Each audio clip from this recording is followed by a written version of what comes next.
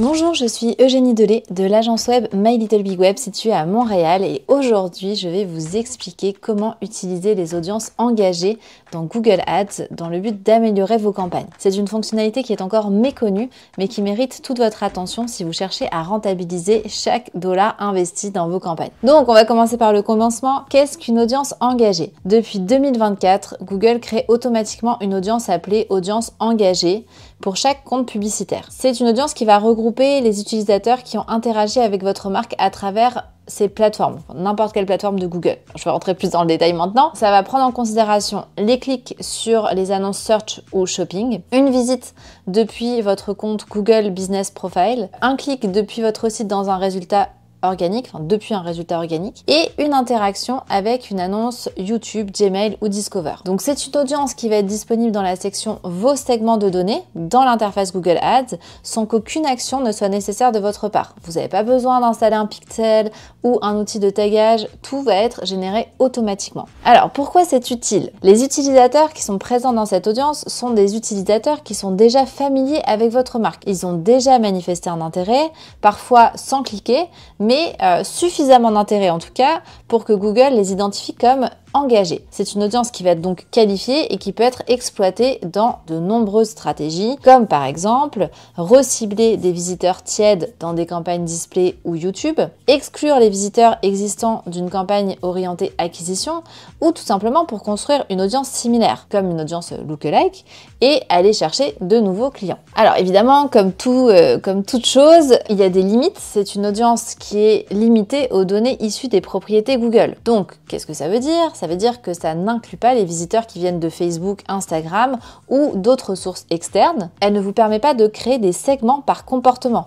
Exemple, le temps passé sur le site, les pages vues, les paniers abandonnés, etc. On a une autre limite, c'est que l'audience est globale. Vous n'avez pas de filtre par type de page visitée ou par produit consulté. C'est une première couche, mais elle reste générale. L'autre chose à savoir, c'est pour qui est-ce que ce genre d'audience est pertinent. Ça va être une audience particulièrement intéressante si vous êtes une PME et que vous n'avez pas encore mis en place un tagage complet sur votre site. On sait que ça peut prendre du temps. Si vous utilisez principalement Google pour votre trafic, comme Search, Shopping, Google Maps, etc. Et aussi si vous cherchez une audience qualifiée sans entrer dans des configurations complexes. Dans le fond, ce qu'il faut comprendre, c'est que ça vous permet d'avoir une première audience de remarketing sans avoir besoin de faire appel à un expert technique. Donc c'est quand même super intéressant. On a aussi tout un tas de bonnes pratiques pour utiliser les audiences engagées. Déjà, ça va être de créer une campagne display spécifique pour cette audience avec une création plus persuasive. On garde en tête que ce sont des gens qui ont déjà vu notre site, qui ont déjà interagi avec nous. Donc on va aussi adapter le message. Vous nous avez déjà vu. Voici pourquoi vous devriez revenir, convertir, acheter, etc. Et ce qu'on va aussi conseiller, ça va être de combiner cette audience avec des données géographiques ou des segments d'intention d'achat pour affiner le ciblage. Donc là, évidemment, ça va dépendre aussi de votre taille d'audience, mais si vous avez un bon volume, ça va être effectivement intéressant d'aller structurer et segmenter avec ces segments d'intention d'achat. N'hésitez pas aussi à la tester avec la Performance Max en l'ajoutant comme signal d'audience. Ça aussi, ça va vous permettre d'avoir une Pmax qui est encore plus efficace. Vous pouvez aussi l'exclure de vos campagnes de découverte. Ça va vous permettre en fait de toucher un trafic qui est 100% nouveau, donc c'est super intéressant et vous allez pouvoir encore une fois bien contrôler les messages en fonction des campagnes et des audiences que vous ciblez. Les erreurs à éviter, ça va être de laisser l'audience engagée active sans en suivre les performances parce que vous pourriez très bien vous rendre compte aussi qu'elle n'est pas si efficace que ça finalement. On veut aussi éviter de l'utiliser dans toutes les campagnes sans faire aucune stratégie. C'est une campagne qui doit avoir un rôle clair, une audience qui doit servir à un objectif clair, notamment conversion, exclusion, ciblage dynamique, etc.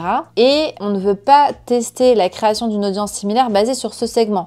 En fait, c'est vraiment pour de l'acquisition, voilà, on évite de faire une audience similaire à base d'une audience d'engagement. En bref, retenez que les audiences engagées sont une manière simple et rapide d'ajouter de l'intelligence comportementale à vos campagnes Google Ads sans faire de mise en place technique, donc ça peut vous permettre de gagner du temps. N'hésitez pas à tester, à segmenter et à analyser si vous avez besoin d'accompagnement pour structurer votre stratégie d'audience. Évidemment, on est là pour vous aider et n'oubliez pas de vous abonner à la chaîne pour ne rien manquer des prochaines vidéos.